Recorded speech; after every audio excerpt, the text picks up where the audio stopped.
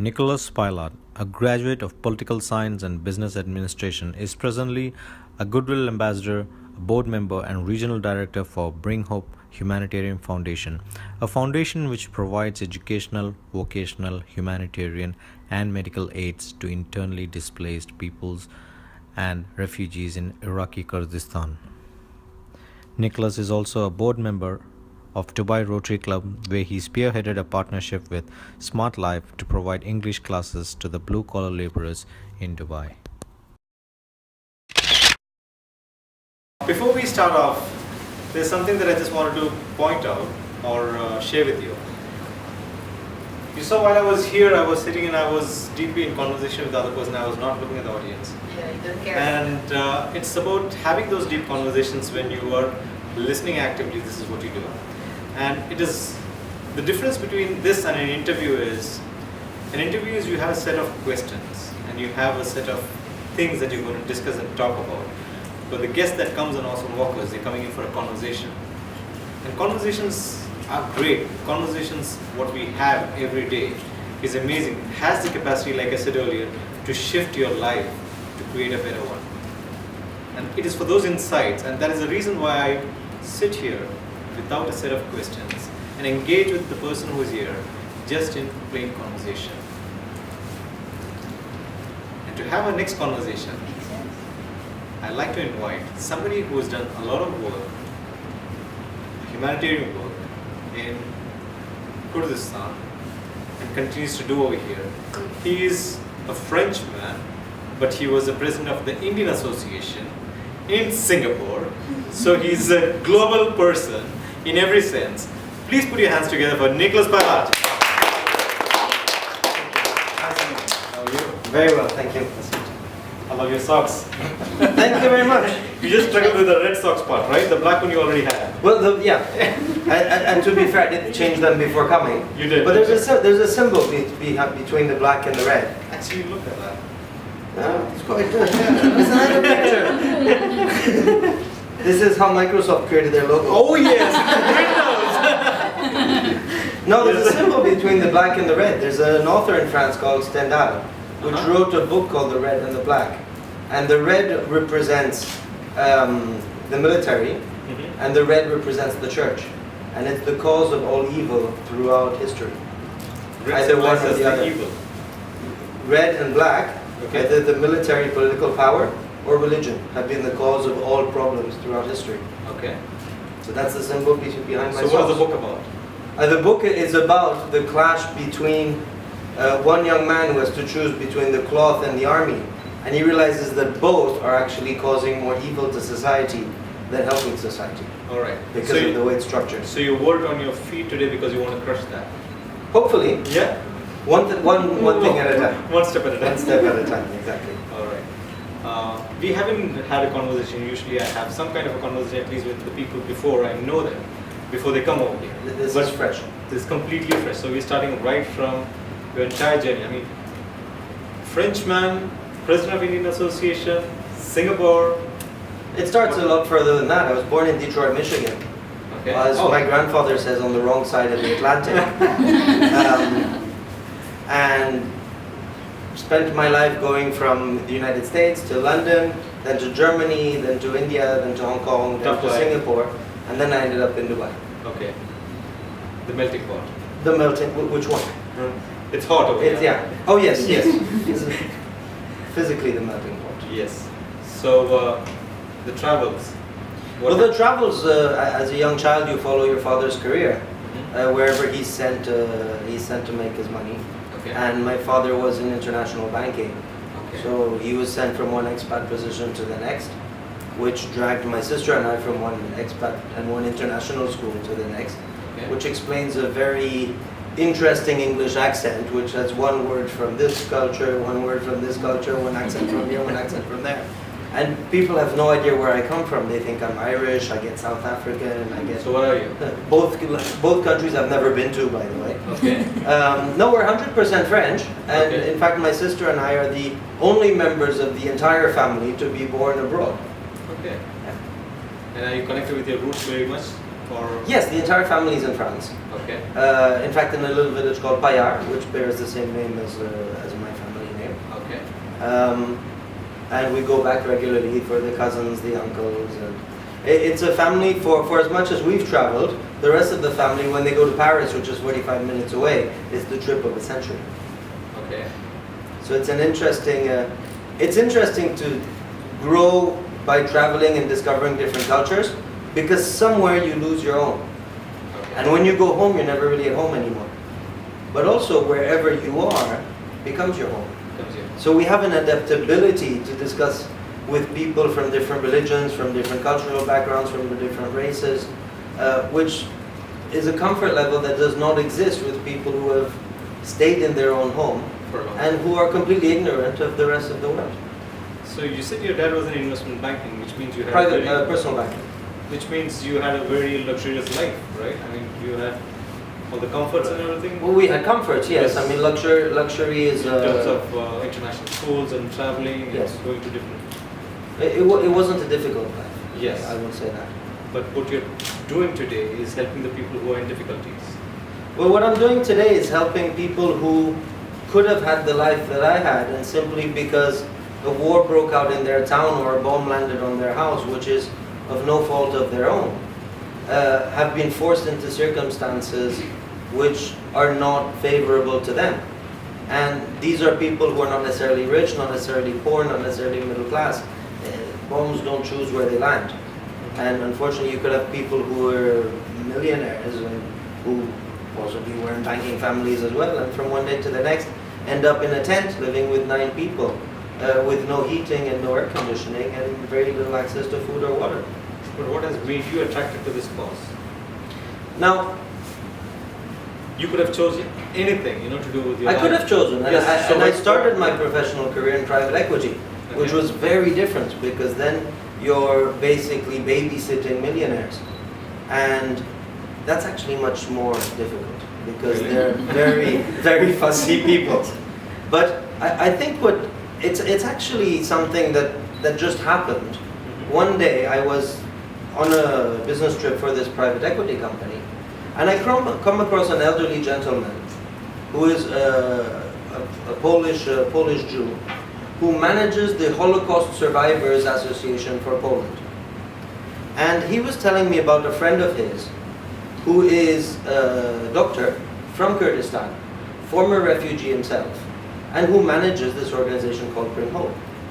And at the time, I was already living in Dubai and teaching English with Smart Life, an organization through Ashwarya Joshi, to the laborers in the camps. So he says, if you're interested in helping people who are in camps and in unfavorable conditions, you need to meet this gentleman. Okay.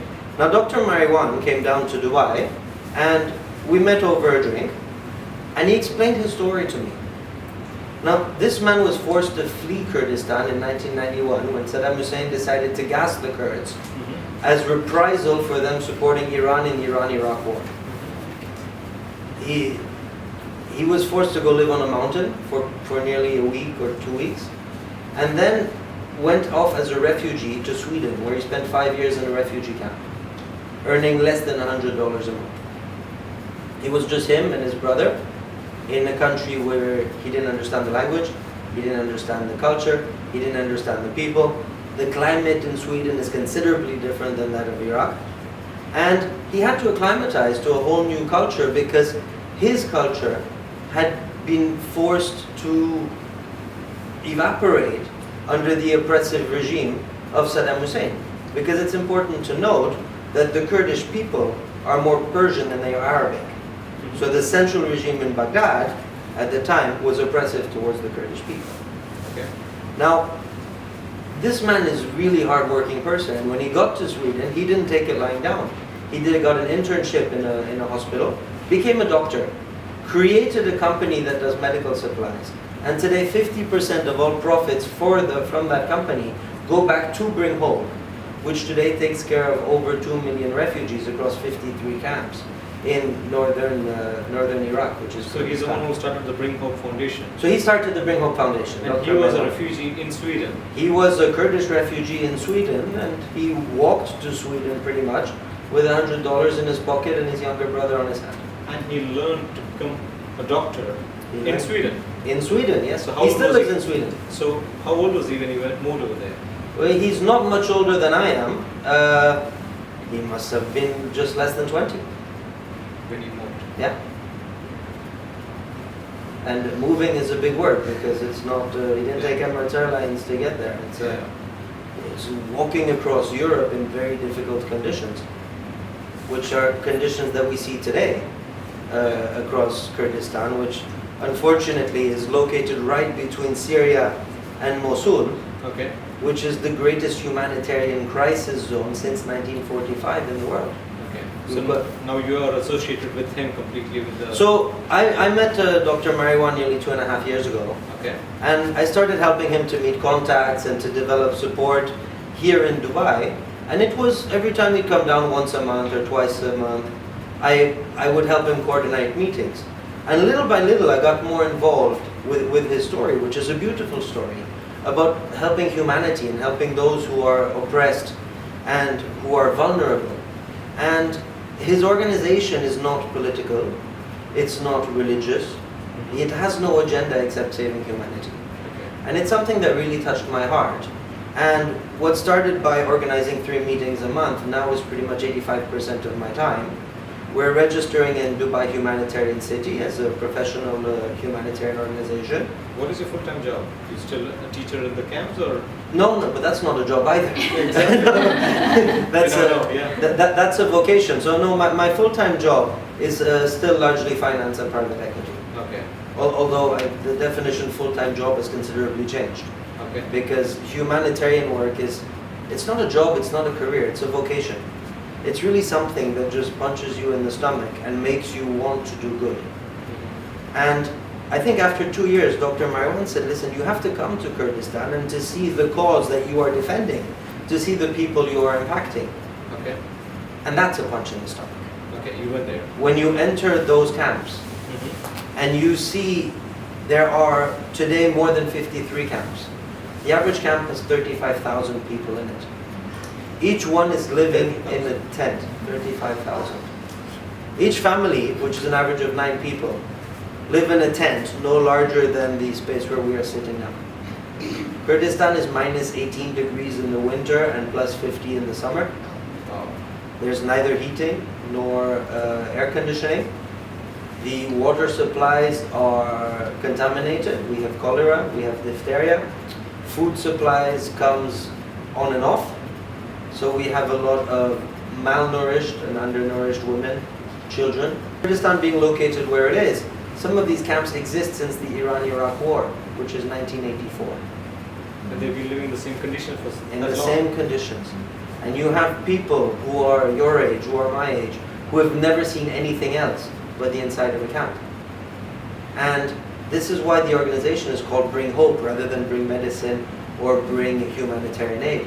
Because what hope do you have when you spend 20 years living in a tent, living in a camp surrounded by barbed wire, with war, famine, and destruction as your daily life outside? So what is the objective of the Bring Hope Foundation? The objective of the Bring Hope Foundation is defined in its name, is to bring hope. Because But will that fill stomachs or? no, make well, it's patients? not. It's not purely bringing hope, but bringing hope is defined in many ways. And yes, we supplied last year close to 90 million euros in medical aid. We've supplied 150 million euros in humanitarian aid, whether it's food, whether it's blankets, whether it's shoes. We're developing a healing and educational program. Because while we started with purely an educational program, because less than 30% of the children have access to schools, which is the Kurdistan and Iraq of tomorrow. If these children are just left with horror stories in their head and memories of war and no formal education to grow, to develop, to lead a life like every one of us is leading, what hope do we have for the country in the next generation? We're going to have the same sectarian divides, we're going to have the same wars, we're going to have the same famines, and their children are going to suffer like they suffered as well. Okay. So what we want to do is to break the cycle. And we realize that only introducing education is not possible. You need to have a healing program before that. Because if you give a child in Kurdistan a piece of paper and you ask him to draw something, he will draw a tank, he'll draw a plane, he'll draw a beheading. If you give a child here a piece of paper, he'll draw butterflies and flowers and a rainbow and a leprechaun. And until my first child is drawing the picture that the second child is drawing, how do I fill his head with new information? Yeah. I need to cleanse the information that he's got inside of him or her before we can say, okay, here's what normal education is about. This is what you should be doing as a 4-year-old or as a 6-year-old boy or girl. So they've been working with this group of people since how long? I mean, Dr. Moore. Well, Dr. Marwan started purely on a volunteer basis with his 3 brothers more than 10 years ago. Okay. But the organization is formally registered in Erbil since 2 years. Now we've registered in Sweden as well, in London, in Lesotho. So what is your biggest success story in this time? In terms of, you've changed somebody's, like for example, you've educated a child and taken him to go and study internationally, or gone for higher education, or given him a proper job in the city or something like that. What is a big shift that was... One single story is very difficult to isolate. Okay, so if there is because there's also a large diplomatic issue with those people traveling. Okay. You've got issues of them traveling outside of the camps in many cases. I mean, a lot of our refugee camps are within 5 or 2 kilometers of Mosul. So it's almost like another Holocaust. It's almost like another Holocaust. Except that this Holocaust doesn't define who it's targeting. It targets everyone. And what you've got is humanity wiping out humanity. And while in the Holocaust there was a system and you could clearly find who was on what side and who was on the other, here the motivation behind what is going on in what this so-called Islamic State is something I don't understand. I mean, put yourself in a position of someone who's trying to create a country. You want to create a caliphate. What do? You create rules. You create a philosophy. You get people to like that philosophy, to join your country, to endorse you as a leader, and to endorse your ideology. These people are going around just killing everything and destroying everything. We've had refugees leave, not refugees, internally displaced people, because they're not technically refugees, they're Iraqis in Iraq. Yeah. So they've left their camps to go back to Mosul, only to come back, to tell us there is no Mosul anymore. There are no streets, there are no houses, there are no schools, there's no water, there's no electricity. The entire city, which was the second largest city in Iraq, has been completely wiped out. So what will be the reason for being staying positive? What can there be? I mean...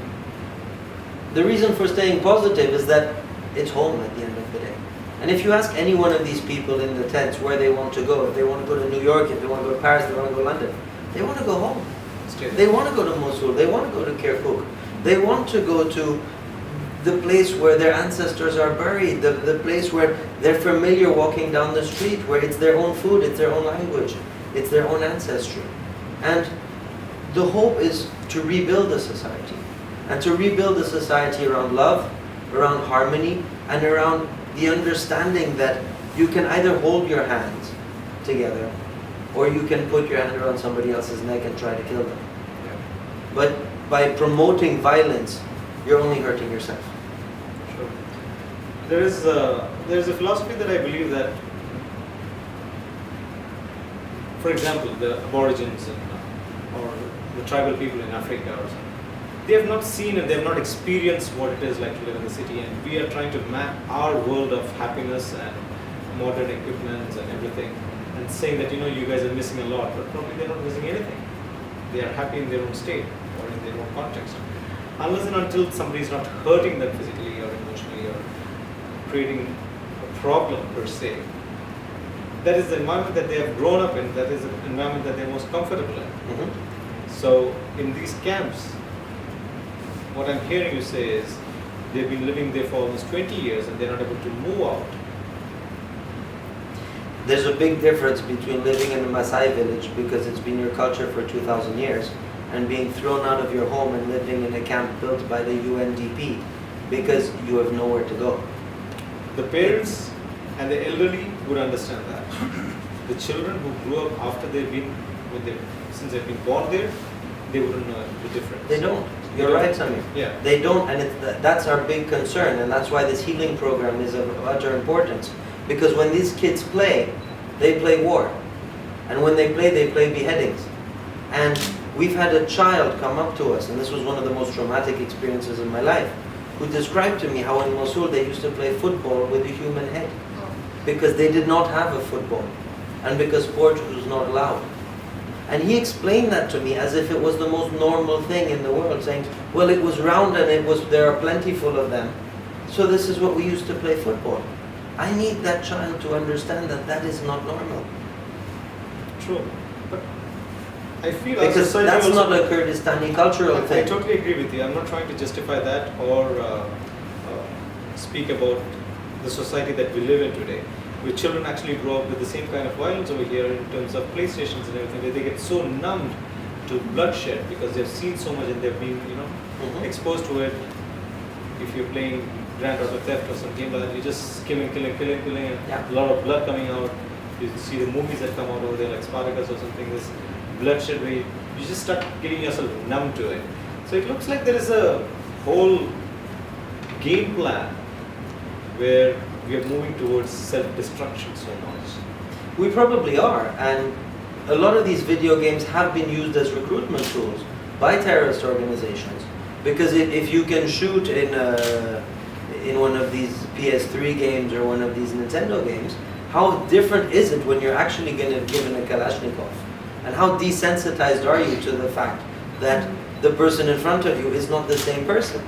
And you'll have been brainwashed into the fact that he's from a different sect or he's from a different clan, and because your grandfather didn't get along with his grandfather and his grandfather didn't get along with that grandfather, without even knowing the difference between the clans or the sects, you'll be willing to shoot that person.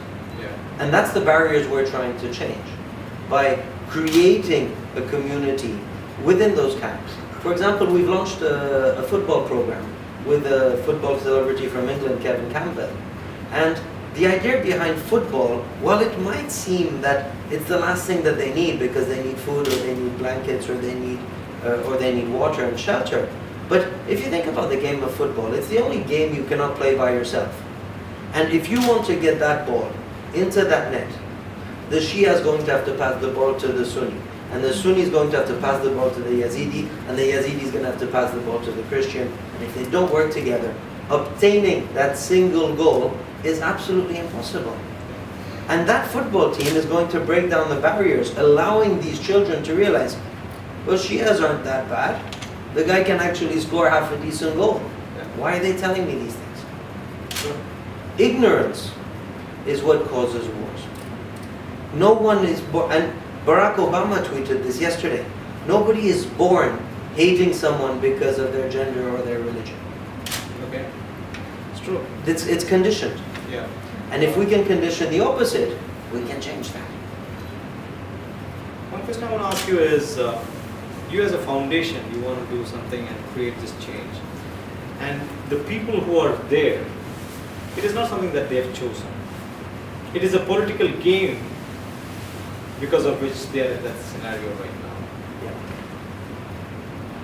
Aren't you up against some big guns when you're going up? Literally, yes. Yeah. We're up against the armaments industry. We're up against the supremacy of one country against the next. We're up against thousands of years of tribal warfare and religious strife. It's definitely not the easiest thing to take on, but I think we have a bigger objective on our side, and that's humanity.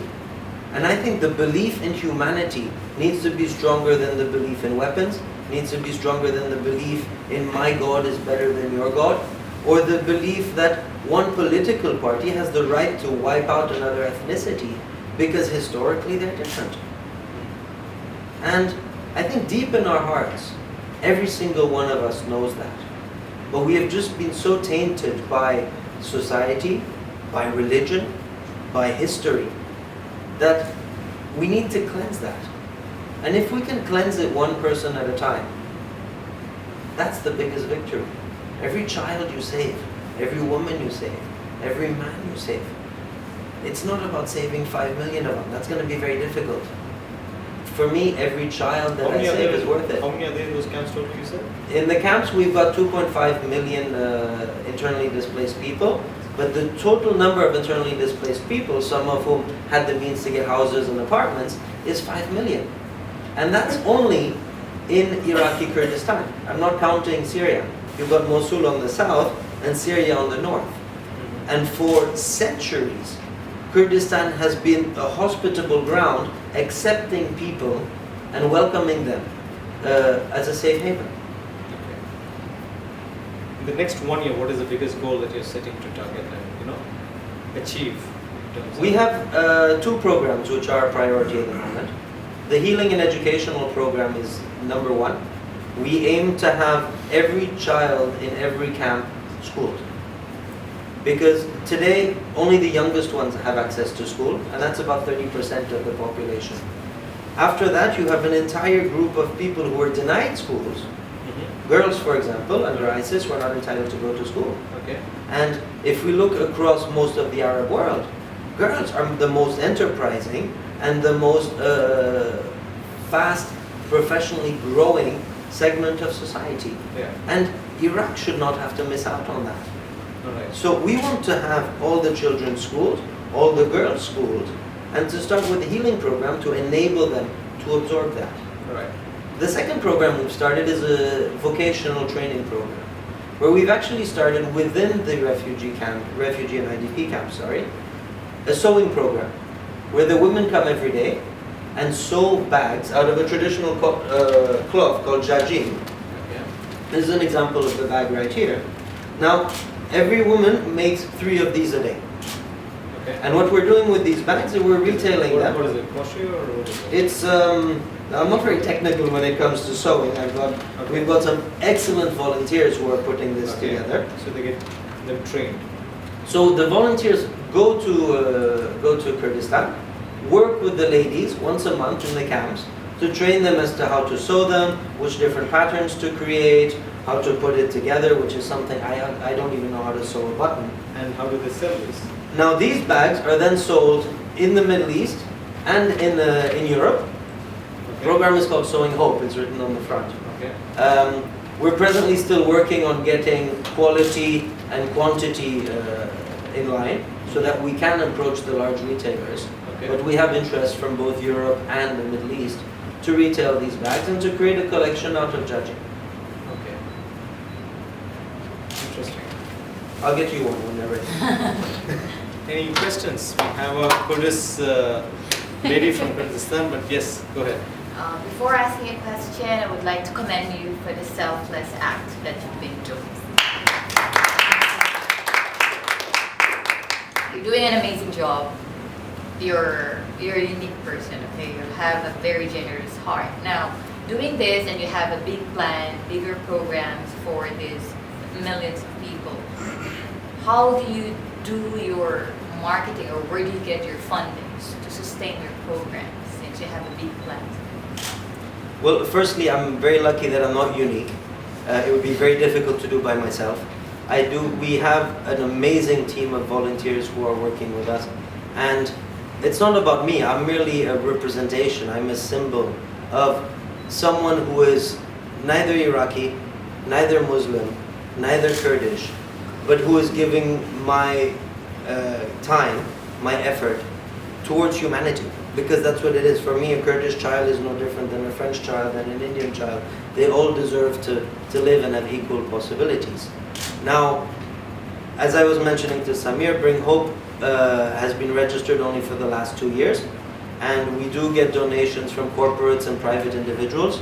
But we're still very much funded by Dr. Mariwan's company at the moment, which is something that we need to change, because we can only scale up and diversify if we start getting enough funding from large organizations and high net worth individuals.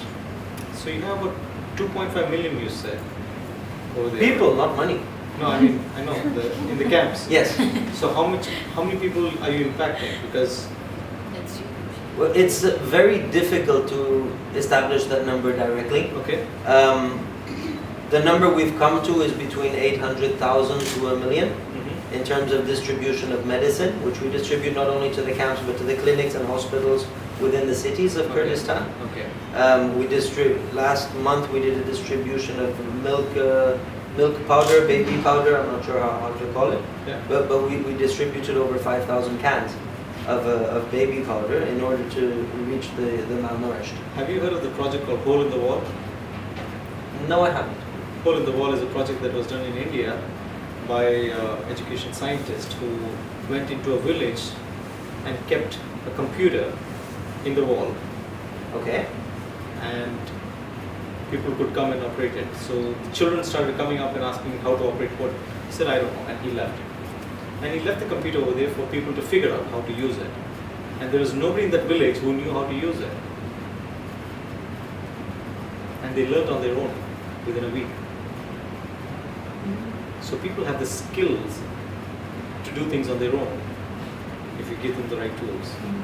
So this is something that you could probably look at. You can. It is a Sugandha Mitra.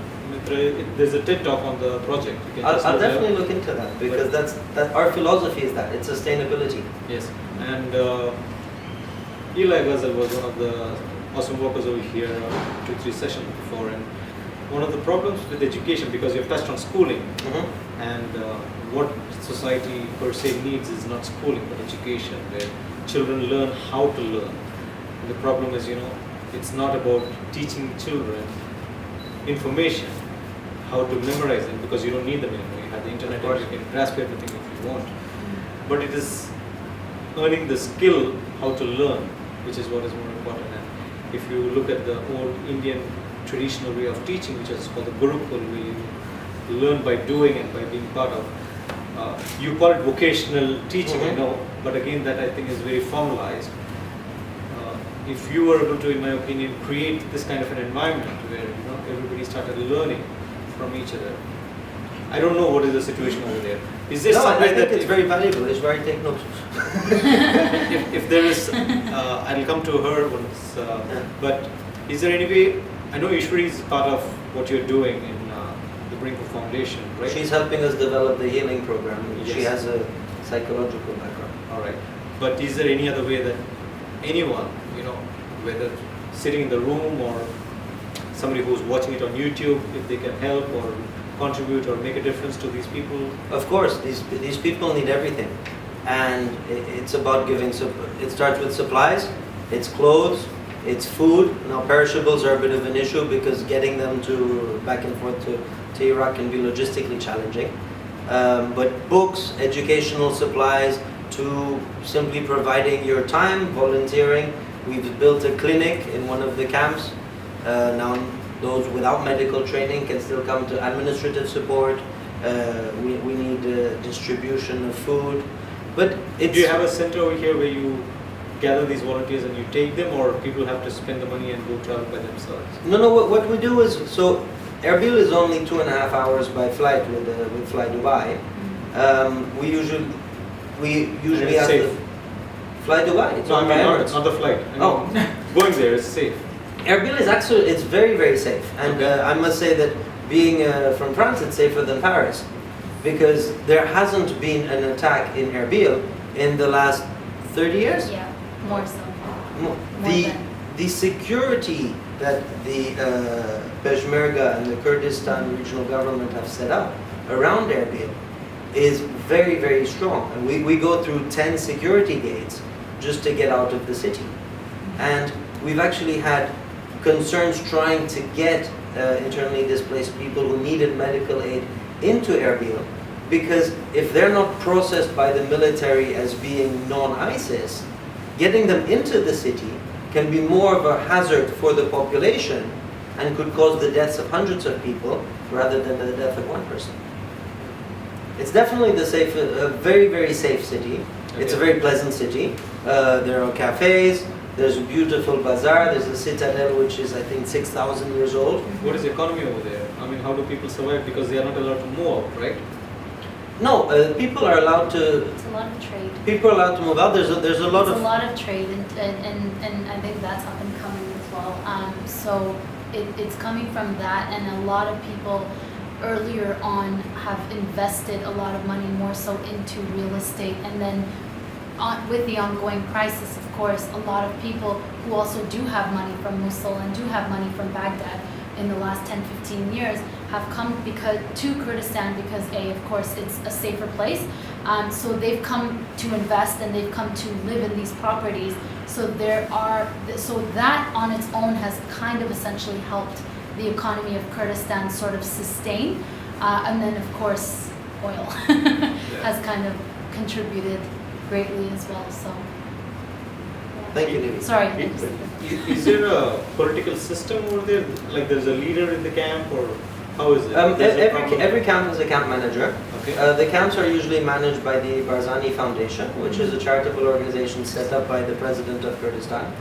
And there's an administration that supports the manager.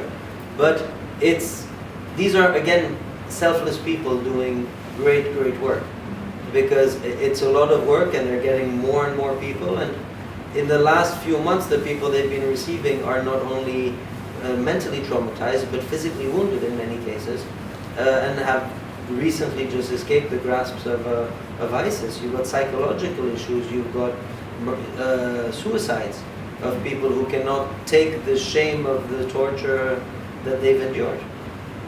It's not an easy job, and I really commend the people working in the camps every day. When you listen to these stories, you realize, how blessed we are over here. Yeah, absolutely. And I have a question. Yes. Sure. Of course, being Kurdish. Firstly, it's coming from a personal place that I love what you're doing, and I think it means so much to me, and it means, I can say on behalf of my people, it means a lot. But so what I wanted to say was that on the whole aspect of having, you said you guys have a clinic you will have, or you? We do. It's in Hassan Sham camp, which Yeah. is 2 kilometers away from Mosul. Right. So what I've noticed is upon my visit to the camps as well is that although of course a lot of medical aid is required, and this is also going with the fact that children are mentally traumatized. Have you guys thought about having on-site psychologists? You guys have mentioned of course it's about changing the mindset of the children and what they have dealt with. I think maybe, have you guys thought about having that as something to consider, is bringing on not just teachers, because even teachers don't know how to deal with some of these psychological traumas, so having a professional, having someone at least that, one who comes in part-time to work with these children on a psychological level, on an emotional level. And I think that greatly, I think that would greatly contribute to your whole movement of changing the mindset of the children and getting them to, from, like you say, one picture to another. So. No, you're absolutely right. And this is a program that we are working on. In fact, your neighbors on the team for the healing program. This is something that one of my colleagues identified when we were trying to develop the educational program. Mm-hmm. And we realized that these people need to be healed and they need to be brought back to a normal level of humanity, because the trauma with the children, but the trauma with the adults as well, Absolutely. is a disaster. And we want to create healing centers, which are comfortable centers for them to be able to open up, for them to be able to have therapy, possibly. And we are working with international organizations like ACRA. We've spoken to the University of Cambridge psychology department to bring professionals down, because we're a humanitarian organization, and as bad as we feel, I am not qualified as a psychologist or as a psychiatrist or even as a life coach to help these children, and I wouldn't know how and where to begin. But we need to work, and I think that's the most important lesson that comes out of being in humanitarian line, is that you can't do everything, and you need to be partners with those that know how to do things the best in order to get the best results. And we work for the clinic. We've tied up with ACRA, which is an organization of nearly 7,000 doctors worldwide who volunteer and give their time for the clinic. And for the psychology department, we expect to do the same. But one of our principles, which goes back to the basic notion of sustainability, is to also train the Iraqi and Kurdistani psychologists or health Absolutely. professionals, of which out of the 2 million people in the camp, there must be a few to take over that. That was my next. Because the happiest day of someone in a humanitarian foundation is the day we're not needed anymore. Apart from yours, I'm sure United Nations also must be having a presence over there. Yes, UNICEF is there. UNDP are the ones who supply most of the equipment for the camps. Doctors Without Borders, the Red Cross, Samaritan's Purse. There's a lot of great people doing a lot of great So work. how do you all coordinate and make sure that you're all doing effective work and not overlapping whatever you're doing? Well, each one of us tends to have a very defined role. So, for example, the Red Cross and Doctors Without Borders have a very medical role. While we supply medicine, we ship in medicine. The Red Cross and the Doctors Without Borders will come to us and say, we need this medicine, and then we will give them something else. So, for example, we're good at logistics. We brought in 2 mobile hospitals for the Red Cross recently. Okay. And it's really a support network, because all of these organizations, and even the largest ones, cannot do everything by themselves. Sure. And we rely on each other to support each other, because at the end of the day we all have the same goal, Yes. which is helping these people. And if the UN is going to supply the tents, and Doctors Without Borders will supply the doctors and will supply the medicine, there's not one person in the world who only needs one of those. They need the whole package. They need Yes. food, they need water, Yes. they need medicine. And we need to work together in order to give these people a decent life. You just pointed out something, that the humanitarian aid people will be the happiest when they're not needed the most at all. Not needed at all. Do you see that happening over there sometime? Unfortunately, not anytime soon. As I said, some of these people have been in camp since 1982, and I witnessed a conversation in a tent when we were taking care of a young lady who was traumatized, between a Shia and a Sunni. And he mentioned that Mosul was being liberated by the Shia militias, and that they were going to fight him to get it back. And sometimes it's just heartbreaking when you're taking care of someone who's victim of the present war, and then you've got these two planning the next one. And you just look at these guys and say, guys, have a certain amount of respect for the damage that you've created already here, without planning the next war. Yeah. And I think this is why the healing program and the educational program is paramount, because the narrow-mindedness of these two gentlemen is what I need to get rid of in society. And not only in Kurdistan, but anywhere in the world. I have a question. Yeah, sure. I want to add to what she asked. If you don't, I can add it later if you don't mind. And I have a question to you. Like you said, Bring Hope, along with other organizations like UN, UNICEF, and other, what was the one? Barzani Foundation. All the foundations are trying their best to help people at war, right? But what is your ulterior motive? Is your aim to help them as long as there's war, or is your aim to do something to stop the war? Where do you see? What is your ulterior motive? Do you want to see them be happy by building houses and leave the camps, or do you want them to be just safe as long as there's war? No, as being safe as long as there's war is a very narrow-minded way of thinking. Our ulterior motive is to leave a country which is where everybody can have a sustainable income, where the children are going to school, where you can walk around in the streets safe, where there are markets, where there's life.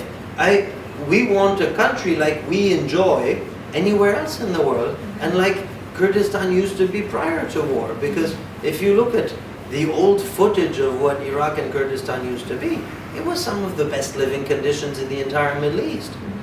And there's no reason why we can't get back there. Do you think with the current war that all these organizations are at liberty to provide markets, to provide schools? Is it safe to provide the luxury when there's war? And do you think that will be under attack if you try to improvise something beyond the camp? The war is being reduced in scale considerably.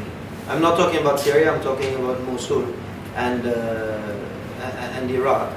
The scale of the war has been reduced considerably. There is still fighting going on in western Mosul, because unfortunately that's the old part of town where you've got narrow streets and where you cannot go in with a tank, you cannot go in with a plane. So it's hand-to-hand combat, which is going to take a while to finish. But if you look at the map of this so-called Islamic State, they've become a dot. And I think outside of West Mosul, there is no threat anymore. And Kurdistan has not had a single attack on any IDP or refugee camps, unlike Lebanon or Jordan, unfortunately, which have. The security perimeter that has been set up, I think, allows for setting up the schools, allows for setting up the clinics, and allows for setting up these facilities which will guarantee these people not a normal life, which is impossible to have when you're living in a camp, but as close to a normal life as we can possibly provide. Yes, Arthur? My question is, how long, like, can they stay in the camp? As in, not long, as in, why can't you all build a normal life for them outside? Why can't they build a normal life for themselves? Like, I know there's war, but just now you said that it's pretty much safe. Yeah. So, if they're going to be bordered and closed in the camps, they'll remain like that forever. They should, don't you think that They're they not should be prisoners of the camps. Only the camps that are closest to Mosul, because the refugees and IDPs have not been filtered, are closed off by the military, because we do not want people who are potentially ISIS members to go into Erbil, which would destroy the safety and the beautiful life I was describing before. But the camps which are within Erbil are open. They're places that these people live, but the gates are not locked. You can walk in, you can walk out, you can go wherever you want. A lot of these IDPs and refugees today have jobs, so they go to work and come back. And when they do start getting enough money and enough possibilities, they do move out and they find apartments. Why they don't all move out and build a house? That costs money. It requires resources. Why we're not building a house for everybody? 5 million people needing a house requires a lot of resources. And we're doing as much as we can to help these people. I mean, the sewing program, each of the ladies who sew bags get $100 a month as a salary, which in their condition is quite a lot of money. And it's about providing them not only a sustainable income, but pride, a reason of being. These ladies need to wake up in the morning and know they have a purpose in life. Because I think it goes for any single one of us. When you go to bed having achieved nothing the entire day, you don't feel too good about yourself. Now imagine living in a camp for 20 years with nothing to do and waking up only to wait to go back to sleep. That's why we need to bring home. How much do you sell these bags for? These go for 20 euros or 20 pounds. So 33 bags per day for 30 days is like almost 90 bags. When we get to that level, yes. Yes. We're working on production and capabilities. So the resources, the raw materials, where do you source it? So the raw materials presently are bought entirely by Bring Hope, largely from the market. Jajim is a traditional cloth which is sewn, not sewn, what do you call it, woven in Kurdistan itself. And part of the idea behind this program is to create a sustainable economy, but also to celebrate artisanship. Because it's a very colorful and creative culture. And we want to sell that culture to the world so that people outside of Kurdistan can see that Kurdistan is not only about the Peshmerga, it's not only about war. It's about colors, it's about cloth, it's about markets, it's about life. These are some of the most hospitable people I have ever met. And some of those in the camp will offer you their only cup of tea for the week because you're a guest, because that's their notion of hospitality. Thank you. And you're part of Rotary also. What are you doing effectively with Rotary? So I'm part of Dubai Rotary, and Dubai Rotary, we did the English teaching program together with Smart Life. We provide a lot of relief against polio. Are you doing the one for the cricket also? Are you part of that? For Smart Life? They're doing some cricket? No, I'm French, I've never understood cricket. Okay. I'm Indian, I don't understand as well. Apartment overlooking Edgbaston cricket ground. Okay. And one day I went to my neighbor to ask why the guys 5 days later were still playing ball. Alright. So we're coming to the end of the session. Any one more question if somebody wants to take something? Yep. What does an average, like a daily routine in a camp looks like? And do they celebrate? Do they have festivals or weekends, or how does? The daily routine in the camp, unfortunately, is extremely boring. Some camps are more developed and they have markets that have started, there are shops, some people have taken initiative to create economic activity. And so these people will go to their shops and will sell. But unfortunately, the average IDP or refugee does not have much money to spend on all of these things. And the minute you do anything, it starts costing money. So most people will either just stay in their tent or walk around in the camp and wait for time to pass by. And it's one of the saddest things you can do with your days. And this is why we created the football program, to give these kids something to look forward to. This is why we created the sewing program, to give these women a purpose. And this is why we want to put a school in every camp, to make sure that these children are learning, are healing through the healing centers, and have a reason to get out of bed in the morning. When you talk about the football, I was reminded about this in South Africa, Nelson Mandela. He got the whites and the blacks. That was the together. rugby. Yeah, the rugby. The movie Invictus. Yes, Invictus. I think it's a beautiful lesson in Invictus. Yes. Because it really did bring the entire country around the cause. Yeah. And it's beautiful to see that a country can come around building something rather than destroying something. For the game, yeah. Power of sport right there. Yes. Coming to the end. So, Yep. Which one? the black one. It's all black. Ego seeks size, but only humility can lead to greatness. Beautifully said. Thank you. Alright. Thank you so much. Thank you very much, It was a Samir. pleasure. Pleasure Thank is all you. mine. Give it up for Nicholas.